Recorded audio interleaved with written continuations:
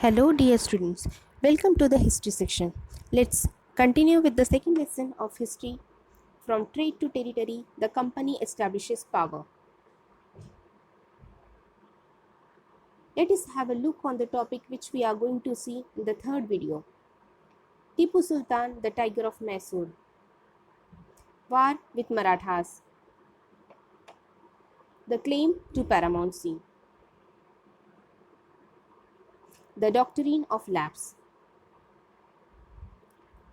Before moving ahead, let's see the recapitulation. Sirajud-Dowla was assassinated and Mir Jafar made the Nawab. Mir Jafar at times protested for his subjects. Why? Remember? Because he has to maintain the dignity. Company deposed him and installed Mir Qasim. When he also complained against Company, result was Battle of Buxar. Remember children, Battle of Buxar was fought between Company and Mir Qasim. Mir Qasim defeated, driven out of Bengal, and Mir Jafar was reinstalled. After the death of Mir Jafar in 1765, Mughal Emperor appointed the company as the Diwan of the provinces of Bengal. After the Battle of Buxar, company appointed residents. Robert Clive was the corrupt officer and made his fortune in India. In this video, we are going to see the ways of annexing the territory by military attack. Like we have seen that British or the East India Company rarely do the military attack. Instead of that, they were using the social, political and economical policy to annex the territory. But now, when they found that it was difficult to control the territory with these policies, they do the military attack. The same was happened in the southern part of India, which was controlled by Hyder Ali, powerful ruler Hyder Ali and his son Tipu Sultan. So let's have a look on the story of Tipu Sultan and move to the new topic, Tipu Sultan, the Tiger of Mysore.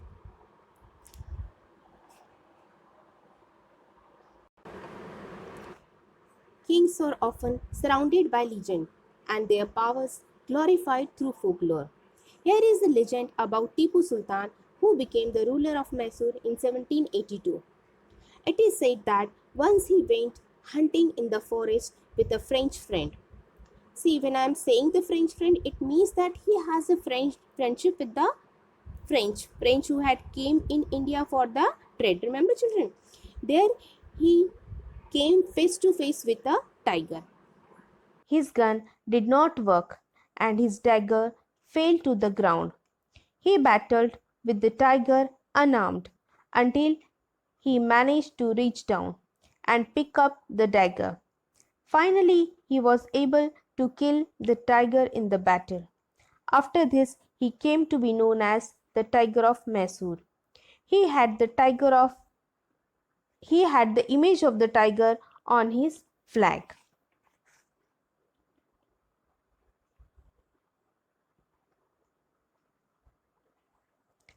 As we have seen that in a previous video, the company rarely launched a direct military attack on an unknown territory.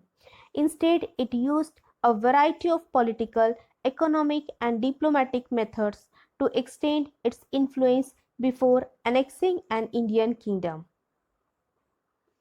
The company restored to its direct military confrontation when it saw a threat to its political or economical interest.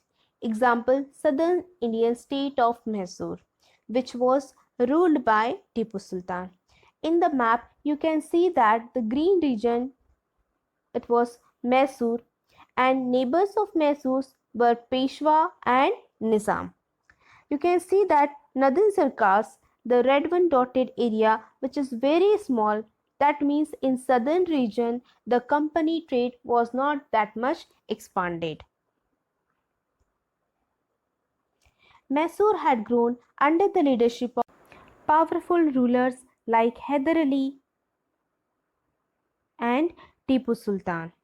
Mysore controlled the profitable trade of the Malabar coast, which I encircled children, you can see, where the company purchased pepper and cardamom. Tipu Sultan stopped the export of sandalwood, paper, and cardamom through the ports of his kingdom, and this allowed local merchants from trading with the company. Naturally, the step of Tipu did not like by the Britishers. Not only that, he also established a close relationship with the French in India. That's why when I was telling the legend of the Tipu, that time I highlighted the word French. It shows that the Tipu had a close relationship with the French in India, and he modernized his army with their help. The British were furious. They saw Hyder and Tipu as ambitious, arrogant, and dangerous rulers who had to be controlled and crushed. France and Britain, they were the traditional rivals. Four wars were fought with Mysore. 1767 to 69, 1780 to 84, 1790 to 92, and 1799. Only in the last, the Battle of Seringapatnam, did the company ultimately win a victory.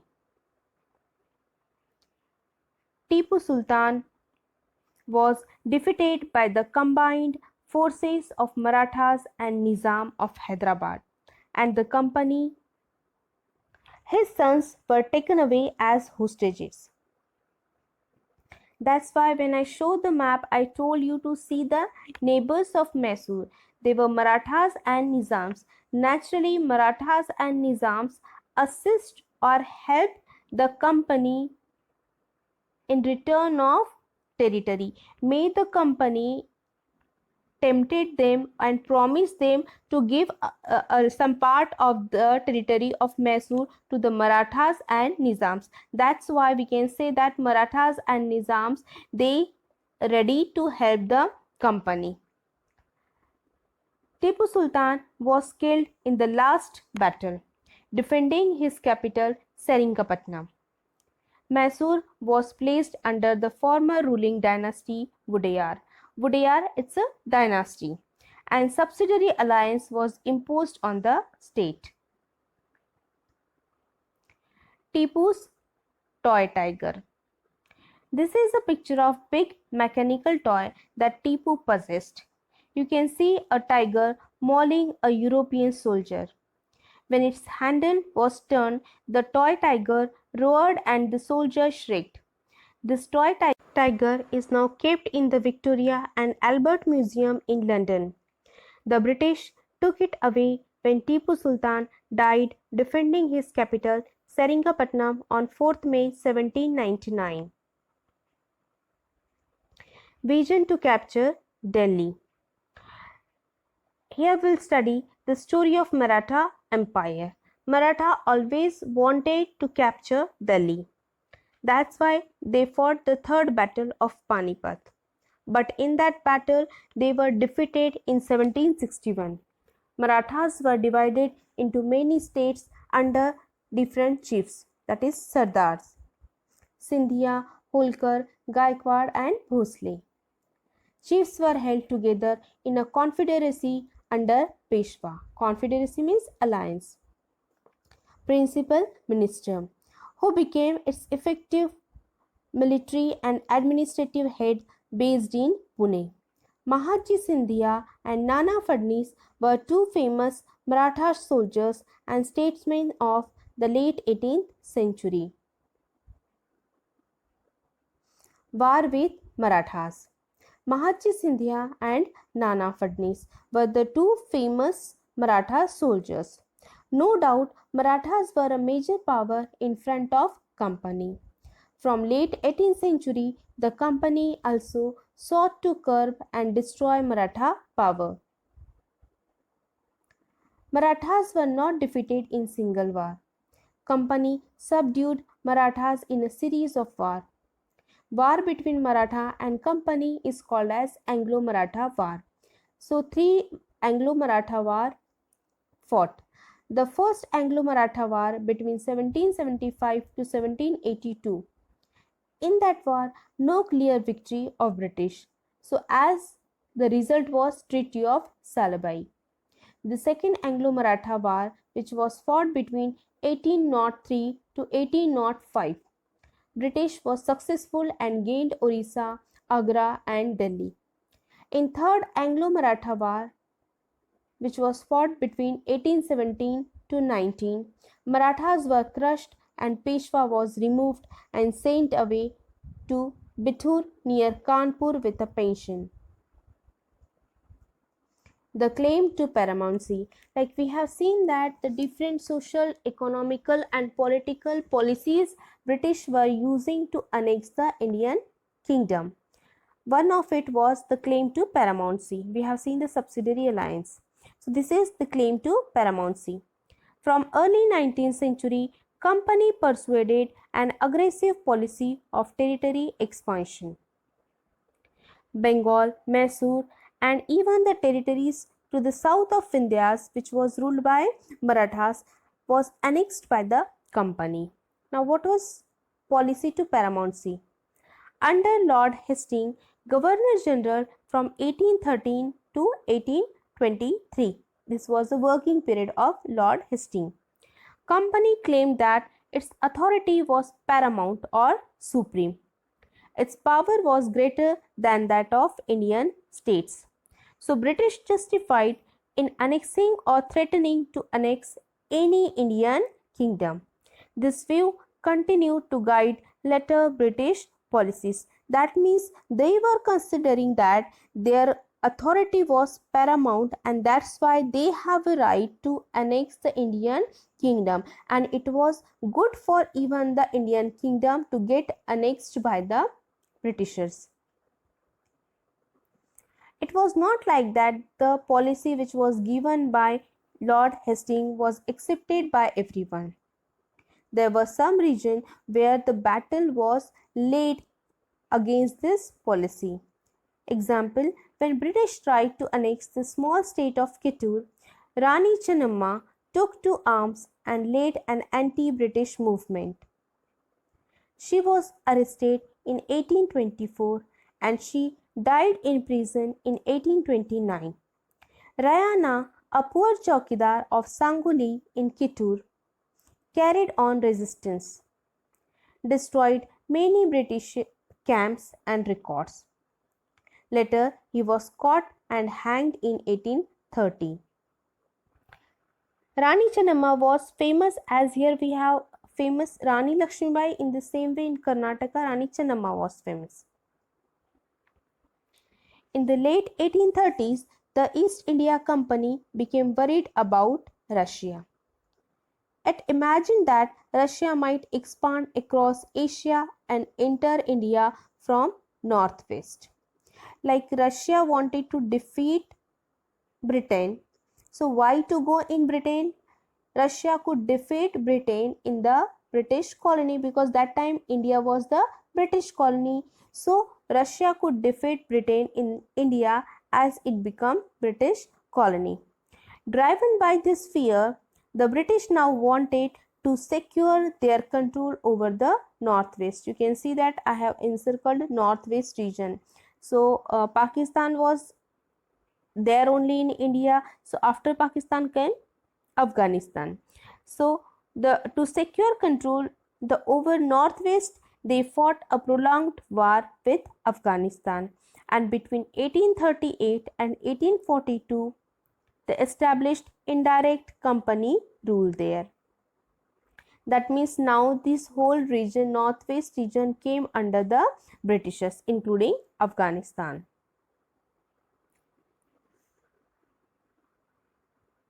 Sindh was taken over in 1843. Next in line was Punjab. Punjab was ruled by Maharaja Ranjit Singh. This held back the company because Maharaja Ranjit Singh was a powerful ruler. So when he was alive, company did not dare to attack Punjab or to annex the Punjab into their control. But after his death in 1839, two prolonged war with Sikh kingdom occurred, and ultimately in 1849 Punjab was annexed. Now the last and important policy, that is the doctrine of lapse. So we have seen subsidiary alliance, claim to paramountcy, and the last one is the doctrine of lapse. Lord Dalhousie, the Governor General from 1848 to 1856, he devised this doctrine, this principle. It stated that a kingdom could be annexed if the king died without a male heir. Many kingdoms were annexed by giving this reason, like Satara, Sambalpur, Udaipur, Nagpur, Jhansi, and Awadh. Finally, in 1856, Company took over Awadh. They said that they were obliged by duty to take over Awadh.